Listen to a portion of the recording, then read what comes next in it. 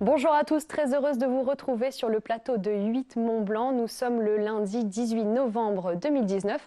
C'est parti pour Accès Direct. Au sommaire ce soir, j'aurai le plaisir d'accueillir Virginie Vitra, docteure infectiologue, pour parler de la semaine des antibiotiques.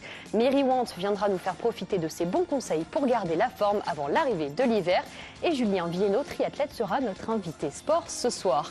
Mais comme tous les soirs, vous le savez, c'est la routine. On commence par les titres du JT qui sont présentés par Fanette. Salut Clémence. Salut Fanette. Alors, on commence par des travaux en Maurienne. Oui, des travaux suite à un éboulement, plusieurs éboulements même du côté du Fresnay, au niveau de la route départementale 1006. 2 éboulements qui ont eu lieu le 22 décembre dernier, donc d'importants travaux sont à réaliser. L'autoroute a été gratuite tout le long des travaux. Ça se poursuit encore quelques semaines, donc on fera le point. Il y avait une visite de chantier organisée vendredi dernier. Et puis, toujours dans le JT ce soir, la réorganisation des services municipaux d'Annecy après l'incendie de la mairie. Voilà les conséquences humaines, disons, de ce terrible incendie. Donc les différents services en fait ont été dispatchés dans les différents espaces de la commune nouvelle d'Annecy. Donc c'est Victoria Lopez qui a été à Bonlieu et à Crangevrier, où il y a leur service état civil et celui ressources humaines, je crois. Il faut tout réorganiser. Voilà, tout réorganiser, et donc ça se... Toutes les infos tout à l'heure dans le JT. Merci, à 18h30. À tout à l'heure. Alors, j'accueille tout de suite ma première invitée ce soir. Elle s'appelle Virginie Vitra. Bonjour, installez-vous, je vous en prie. Vous êtes docteur infectiologue au centre hospitalier Annecy-Genevois et nous allons parler ensemble des antibiotiques, puisque cette semaine, c'est la semaine mondiale des antibiotiques. Est-on dans une période en ce moment propice aux maladies infectieuses ? Oui, on est dans une période propice aux maladies infectieuses, notamment à l'approche de l'hiver. Il y a beaucoup de virus respiratoires qui circulent. Pour l'instant, on n'est pas encore dans la grippe, mais ça va arriver. Et si on prend un petit peu plus de recul par rapport à il y a 10-20 ans, on est également dans une période assez propice avec beaucoup d'émergence de nouveaux virus, de nouveaux agents infectieux qui ont toujours un temps d'avance sur nous et sur les humains. Donc oui, on n'est pas au chômage en maladies infectieuses.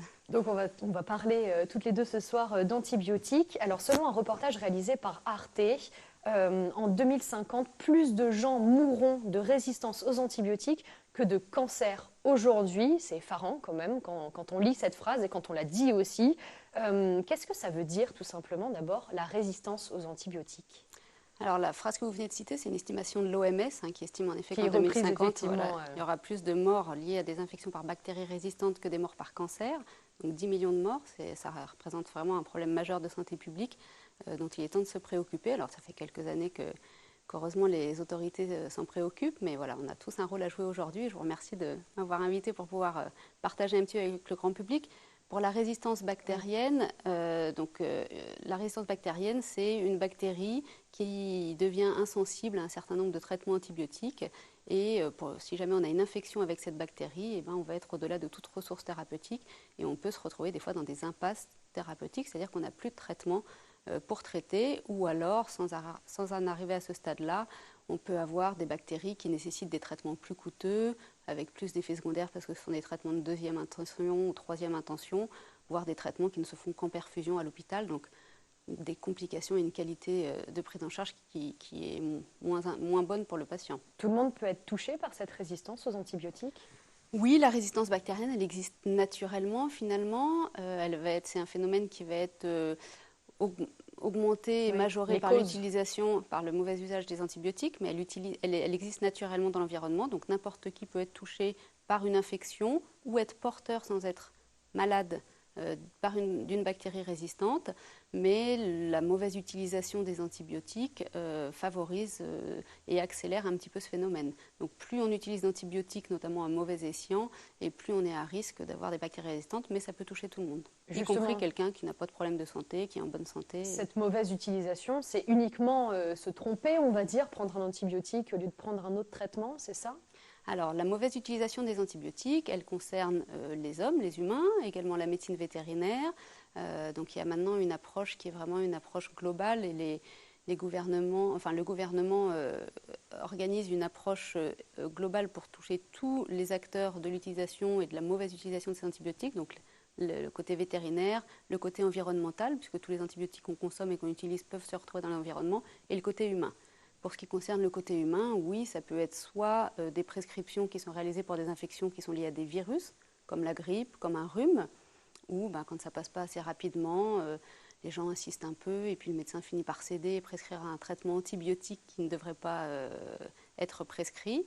Il y a des personnes qui reprennent des traitements antibiotiques qu'ils avaient dans une pharmacie, dans leur pharmacie qui avaient été prescrits les antibiotiques oubliés. Voilà, dont il restait quelques molécules. Et puis, comme ça ressemble un petit peu à la dernière fois, ils reprennent les antibiotiques sans en avertir, sans en informer leur médecin. Donc ça, c'est vraiment quelque chose à rappeler aux gens qu'il ne faut absolument pas prendre de traitement antibiotique. Alors justement, selon vous, que faudrait-il changer pour améliorer ce bon usage des antibiotiques? Pour éviter la résistance justement aux antibiotiques et pour améliorer effectivement l'usage des antibiotiques. Alors, ça dépend jusqu'où on veut être intrusif et directif. Il y a des pays, notamment dans les pays du Nord, où on ne peut pas prescrire de traitement antibiotique en médecine générale, en médecine de ville, sans avoir l'avis d'un infectiologue. Donc la France, elle n'est probablement pas prête à ça. Il y a différentes mesures de délivrer les traitements antibiotiques uniquement pour la durée de traitement. Il y a des différentes mesures qui sont actuellement en cours de réflexion, mais il n'y a pas du tout de choses qui soient prévues là, à court terme dans ce sens-là. C'est des mesures qui sont un petit peu dures et rigides. Donc là, ce qu'on peut tous faire actuellement et ce qu'il faudrait faire, c'est vraiment utiliser le bon antibiotique à la bonne dose, pour la bonne personne, au bon moment. Et ça veut dire les antibiotiques, la campagne récente, c'était les antibiotiques, c'est juste ce qu'il faut quand il faut. Donc vraiment sur prescription médicale, aller jusqu'au bout du traitement antibiotique et ne pas réutiliser des antibiotiques qu'on aurait encore dans sa pharmacie.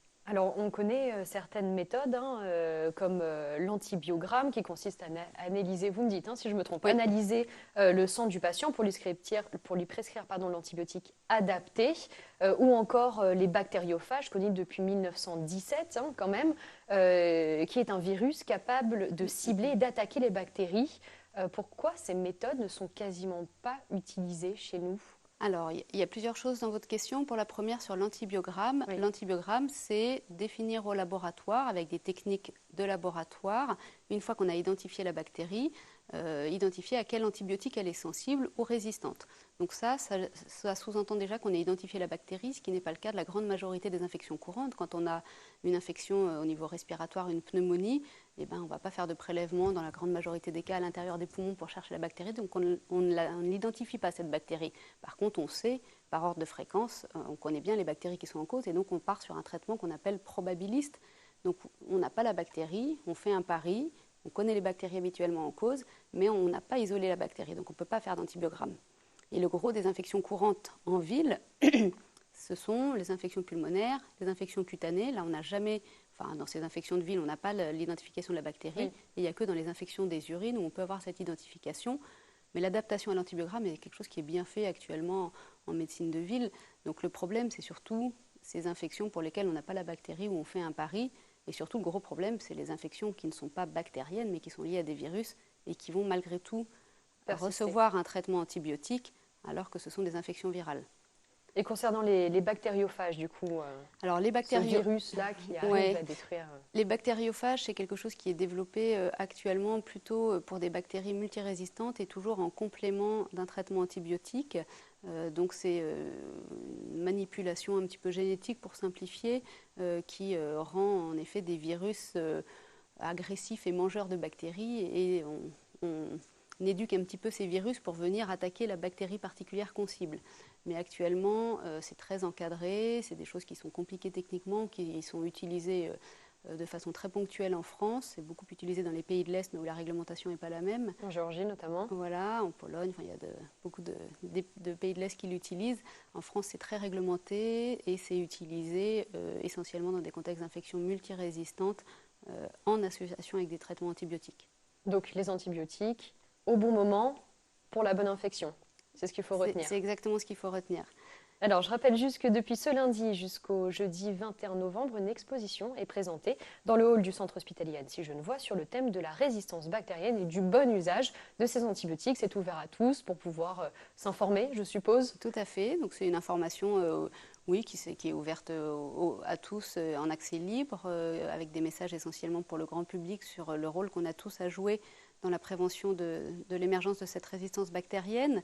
Ce qu'il faut bien comprendre, c'est que la résistance bactérienne, comme je vous ai dit au départ, elle est présente naturellement. Donc les bactéries, quand elles se multiplient, elles vont faire des erreurs et elles vont devenir résistantes alors qu'elles n'ont jamais vu l'antibiotique. Et c'est quand on va prendre un antibiotique pour une infection, par exemple au niveau de la gorge, qu'on va aller sélectionner, parce que l'antibiotique diffuse dans tout le corps, qu'on va aller sélectionner une bactérie résistante au niveau de l'intestin qui était présente, mais on va juste la faire un petit peu émerger. Eh bien, merci beaucoup en tout cas pour tous ces conseils que vous nous apportez aujourd'hui. On va passer à notre traditionnelle revue de presse et on reste du côté des maladies infectieuses puisque ce soir je vous parle d'un cheval d'un centre équestre de Peyonnex en Haute-Savoie qui a été testé positif au virus de l'anémie infectieuse. Alors la maladie est potentiellement mortelle chez les équidés. Résultat, une zone de surveillance a été mise en place dans un rayon quand même de 3 km autour du centre équestre.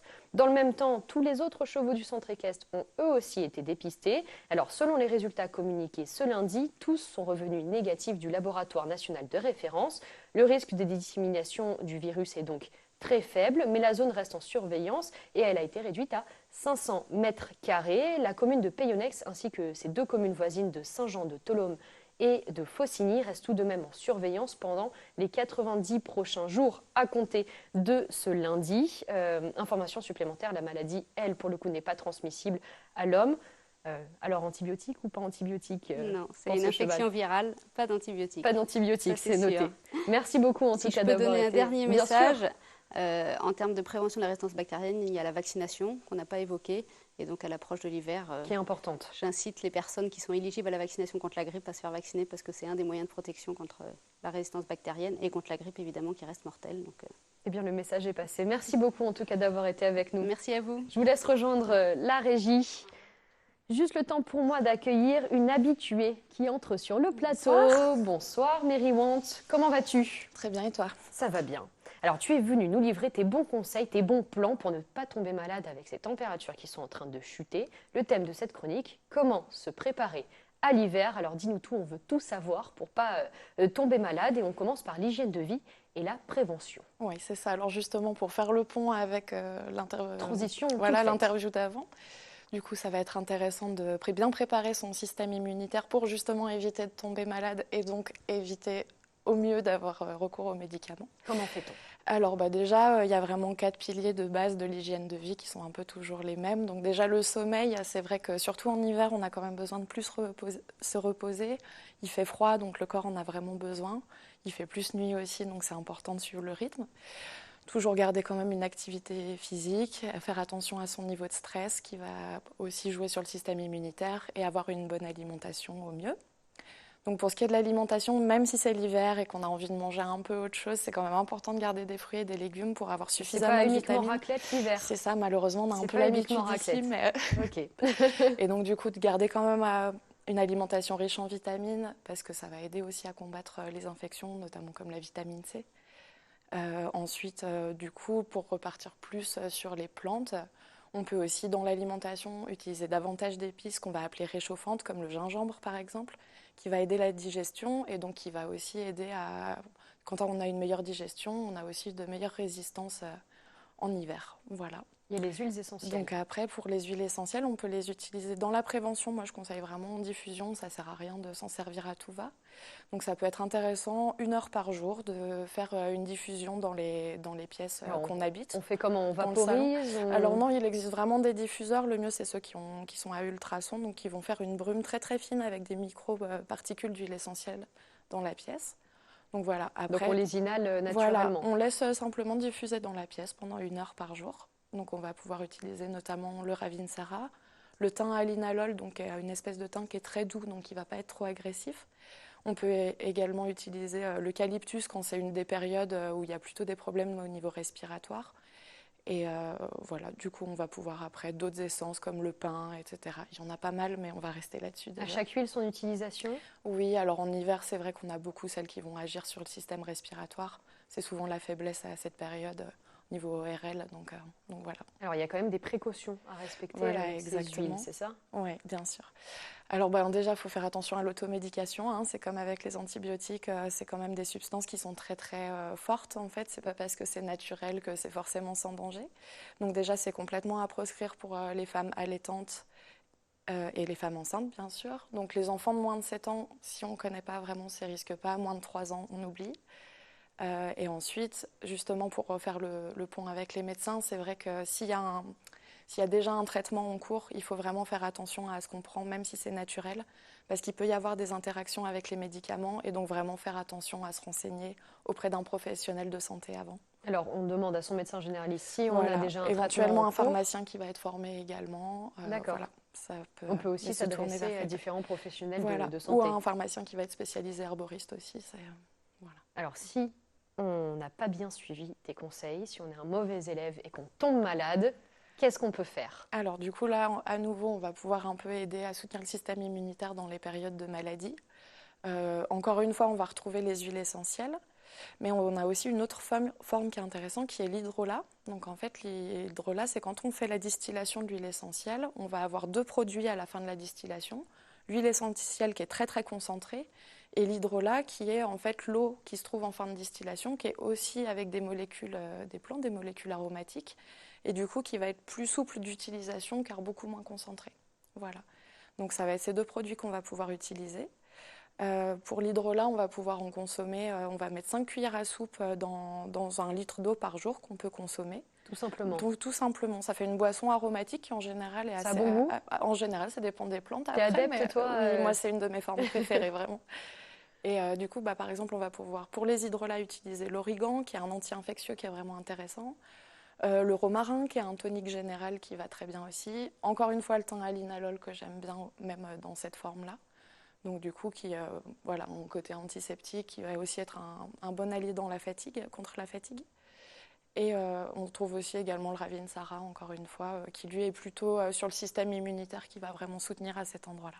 Alors, si on a envie d'avoir tes conseils d'un peu plus proche, oui. Tu vas à domicile en ce moment. Voilà, alors du coup, notamment là pour la période des fêtes, d'habitude je fais aussi des ateliers plutôt collectifs, mais là je lance un nouvel accompagnement en fait qui est de venir chez les gens pour leur apprendre à faire eux-mêmes leurs produits ou leur donner des conseils un peu plus personnalisés. Et donc ils gardent leurs produits à la fin? Voilà, c'est ça l'idée, c'est d'être un peu autonome sur les fabrications et d'avoir les vrais conseils pour adapter à soi et avec les principes de précaution qui sont respectés. Mais s'il y en a une à retenir là en ce moment, d'huile essentielle? D'huile essentielle, alors bon, elle n'est pas locale, mais j'avoue que c'est un peu ma chouchou du moment aussi, c'est vraiment le Ravinsara, qui est une très belle plante de Madagascar. Voilà, toujours à choisir de la meilleure provenance possible pour avoir une bonne qualité. Mais c'est vraiment une plante intéressante pour le système immunitaire en ce moment. Eh ben, merci pour tous tes conseils. J'espère du coup que je ne vais pas tomber malade. Je vais essayer de les suivre à la lettre. À bientôt, Méry. À bientôt, merci.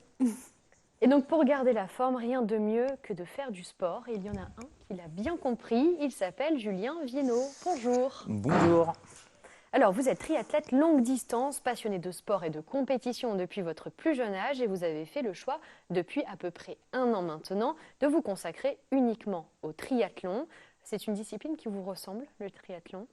Oui, ça me ressemble pour l'aspect dépassement de soi, l'aspect nouveau challenge, parce que je viens du cyclisme, j'étais pur cycliste, donc j'ai jamais nagé, je courais très très peu en intersaison.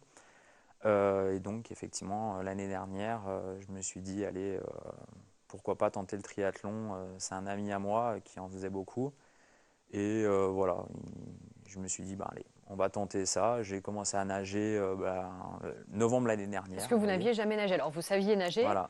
Mais vous n'aviez jamais nagé, vous flottiez. Oui. Je flottais, voilà, c'est ça, c'est vraiment le terme. Et de fil en aiguille, voilà, j'ai pris plusieurs entrées à la piscine pour me perfectionner.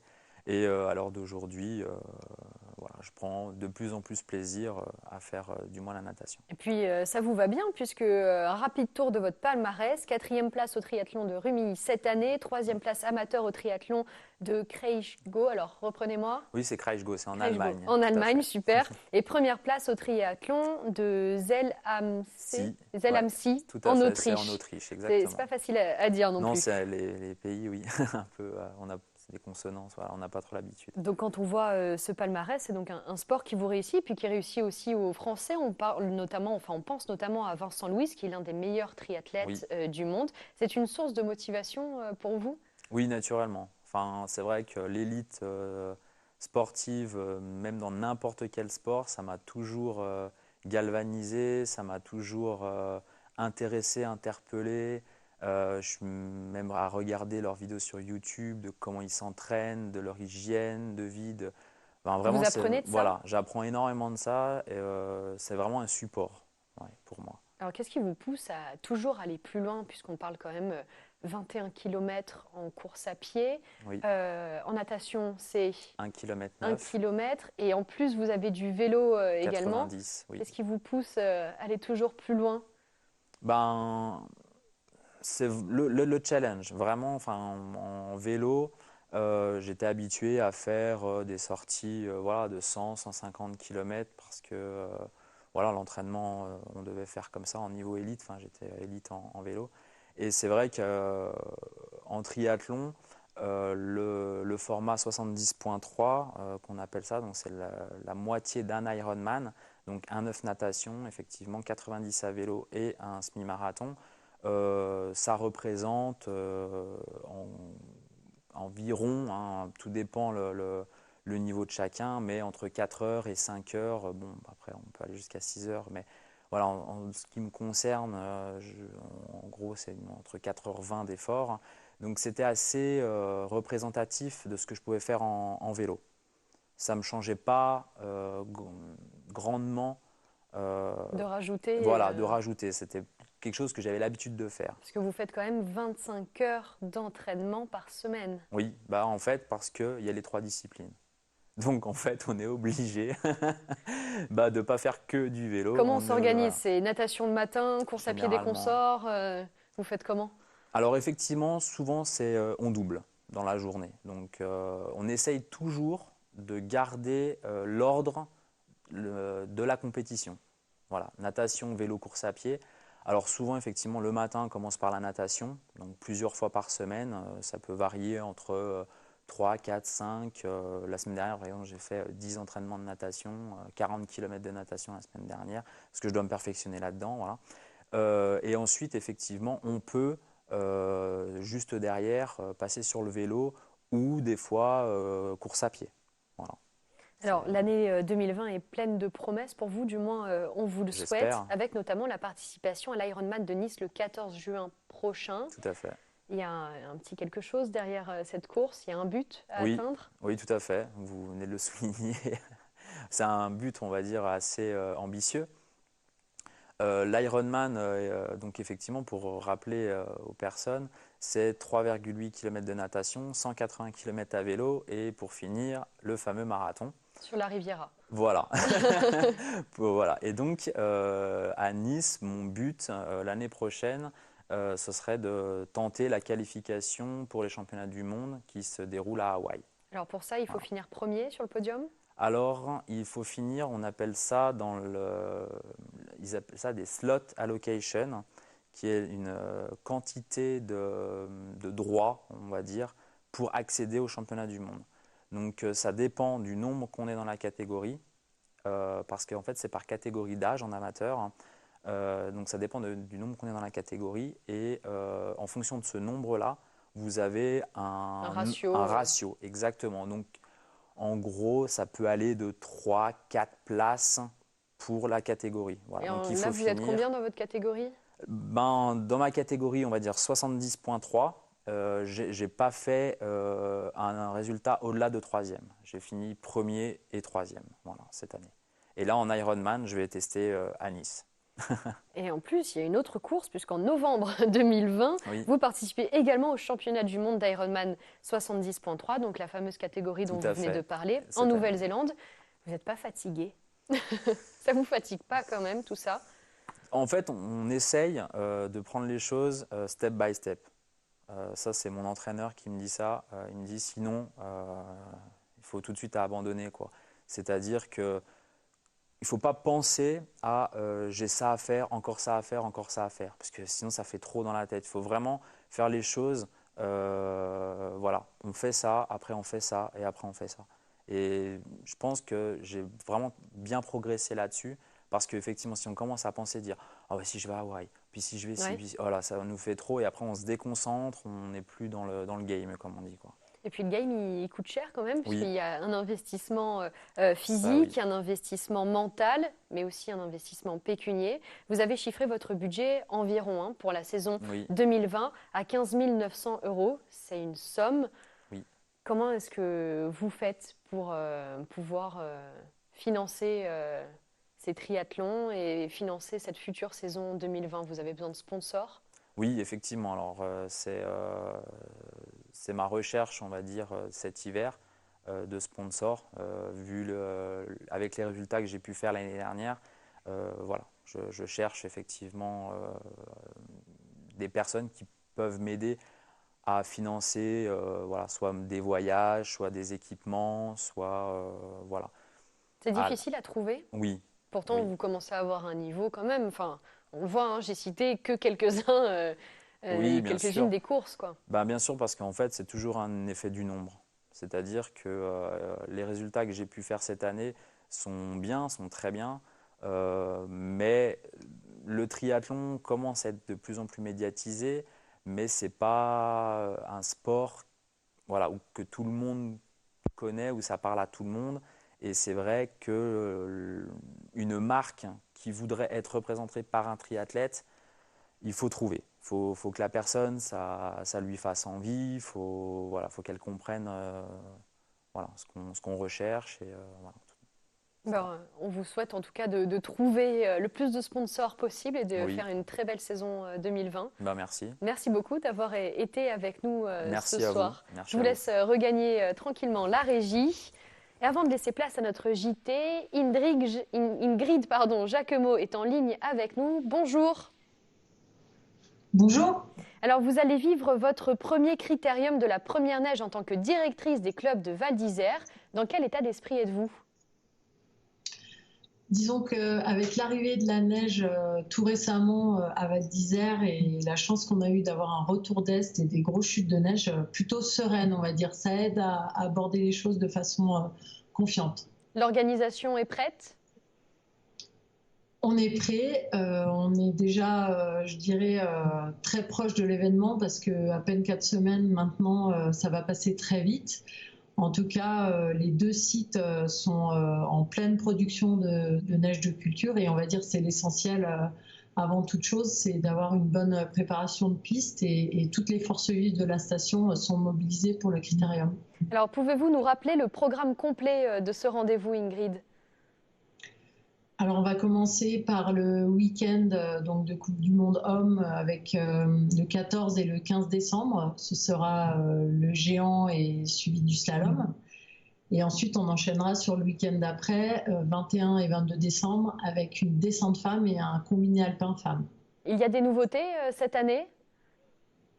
Alors déjà, pour moi, ce qui est important avant de parler des nouveautés, c'est qu'on a des athlètes français très en forme et ça, c'est super important pour nous en termes de public et j'espère que les gens se déplaceront pour venir soutenir nos géantistes français, nos deux perles Avaline, Clément Noël et Victor Muffagendé, et aussi chez les filles avec peut-être la présence de Tessa Worley.